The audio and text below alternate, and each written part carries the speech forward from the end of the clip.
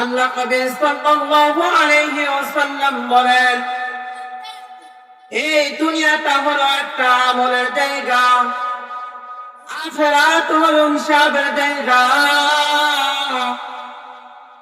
কোন মানুষ যদি কবরে যাওয়ার পর, হাদিসে আসবে কমপক্ষে 40,000 বছর কবরের ভিতরে থাকতে হবে। এই কবরের ভিতরে যদি কোনো আল্লাহর বান্দা 40,000 বছর আল্লাহ আল্লাহ আল্লাহকে ডাকে, আল্লাহর গুণগান গায়, ইবাদত করে, আল্লাহ রাব্বুল আলামিন তার আমল নামে যারা পরিমাণ নেক দিবেন না। কারণ পরকালটা হলো হিসাবের জায়গা।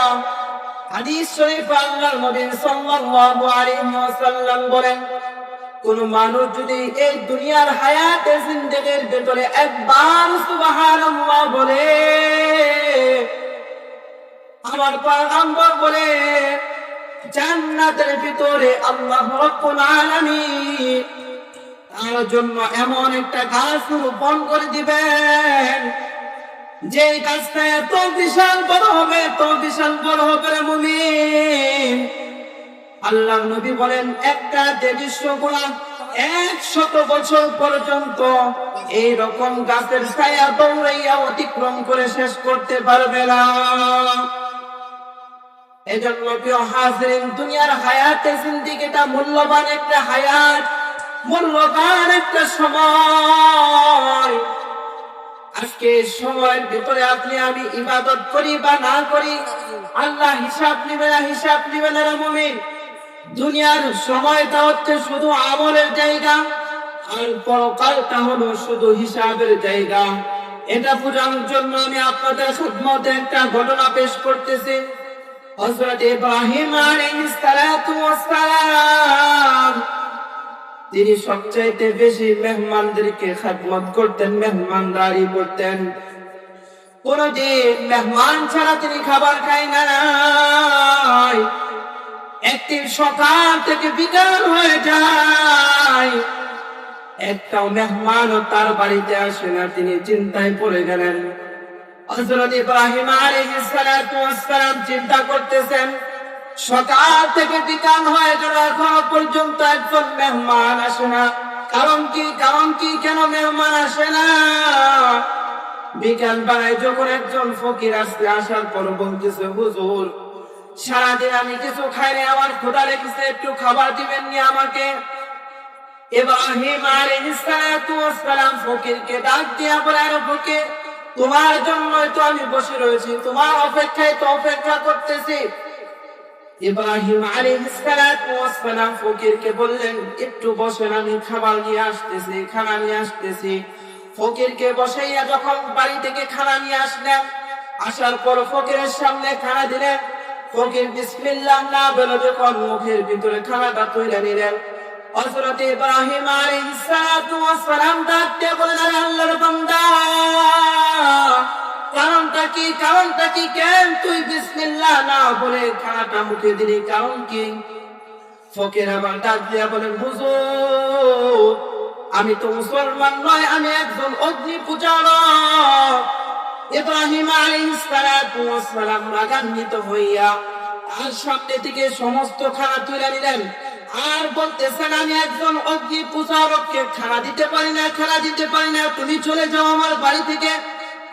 আল্লাহ পাক রব্বুল আলামিন সঙ্গে সঙ্গে ওহী নাযিল কইরা দিয়া জানাইয়া দিলেন, আরে ইব্রাহিম, আমি এই অগ্নি পূজারককে দীর্ঘ 80 বছর যাবত খানা দিতেছি।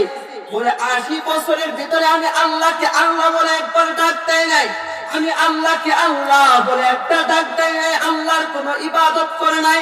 কিন্তু ইব্রাহিম, একটা দিনের জন্য এই বান্দার আমি খানা বন্ধ করি নাই, একদিনের জন্য বান্দার পানি বন্ধ করি নাই, একদিনের জন্য বান্দার কোন নিয়ামত বন্ধ করি নাই।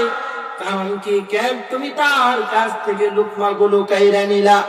ইব্রাহিম আলাইহিস সালাতু ওয়াস সালাম লজ্জিত হইয়া গেলেন, আমি কি করলাম?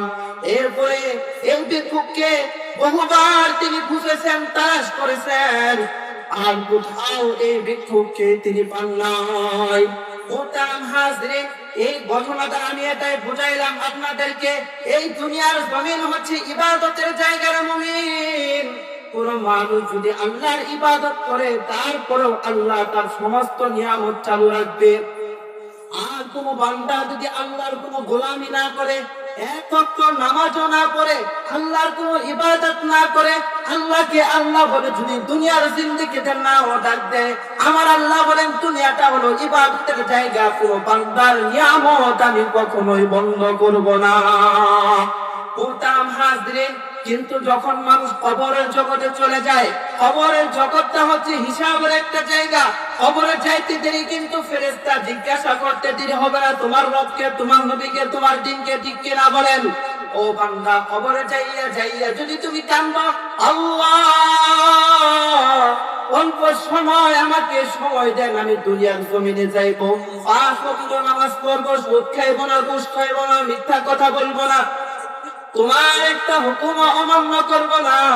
আমার আল্লাহ বলে আওয়ালাম নুআম্মিরুকুম মা ইয়াতাযাক্কারু ফীহি মান তাযাক্কারা ওয়া জাআকুমুন নাযীর।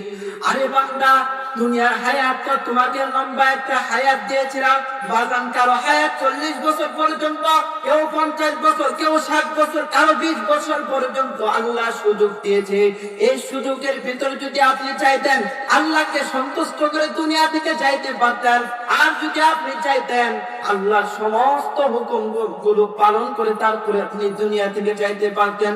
আল্লাহ বলেন ওয়াজা আকুমুন নাযির, আমি বারবার নবী রাসূল পাঠাইছি, সাহাবায়ে কেরাম পাঠাইছি, সাহাবায়ে কেরাম দুনিয়া থেকে বিদায় নিয়ে গেছেন, তাবেঈন ছিল, আইলে মুস্তাহিদিন ছিল, এরপরে পীর মাশায়েখ উলামায়ে কেরাম দিনের কথা বারবার দিনের পর দিন বলে গেছে। মুমিন, তোমরা দুনিয়ার জমিনে যদি চাইতা এই সমস্ত কথাগুলো মেনে আমি আল্লাহকে সন্তুষ্ট করে তারপরে কবরে আসতে পারতাম, কিন্তু এই কাজটা একজন মানুষও পরিপূর্ণভাবে করে না।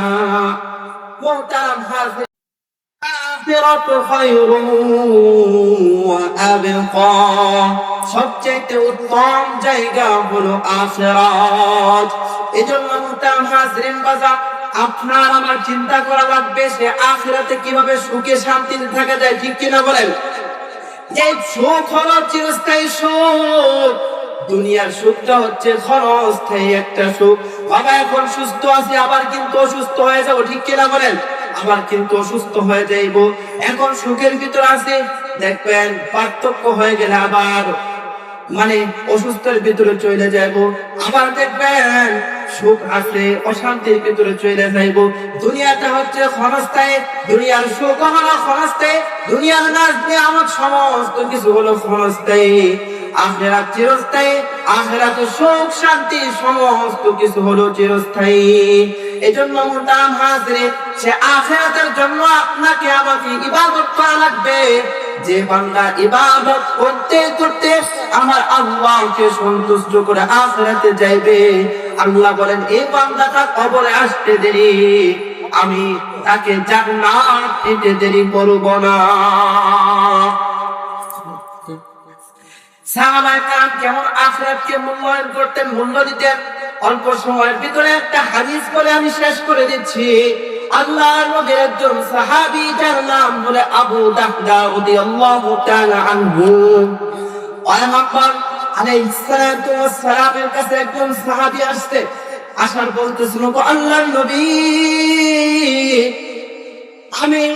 আমি এমন একটা জায়গায় বসবাস করে, আমার বাড়ির পাশে একদম ধনাঢ্য লোকের, ধনী লোকের বাড়ি, এই বাড়ির ভিতরে একটা খেজুর গাছ, বাঁকা খেজুর গাছ, গোড়ালি হলো তার বাড়িতে, আর গাছের মাথাটা হলো আমার বাড়িতে। এই ব্যক্তির খেজুর গাছ থেকে যখন পাকা পাকা খেজুর গুলো আমার উঠানের ভিতরে পড়ে, আমার দুইটা সন্তান ছোট ছোট ক্ষুধার তাড়নায় সহ্য করতে পারে না, এই খেজুর গুলো যখন মুখের ভিতরে নেয়, ওই সময় এই ধনাঢ্য ব্যক্তি আমার সন্তানের মুখের ভিতরে হাত ঢুকাইয়া খেজুর গুলো বের করে নেয়। ও আল্লাহর নবী, আপনি যদি পয়লা গাছটা আমাকে দিয়ে দিতেন তাহলে আমার উপকার হইতো।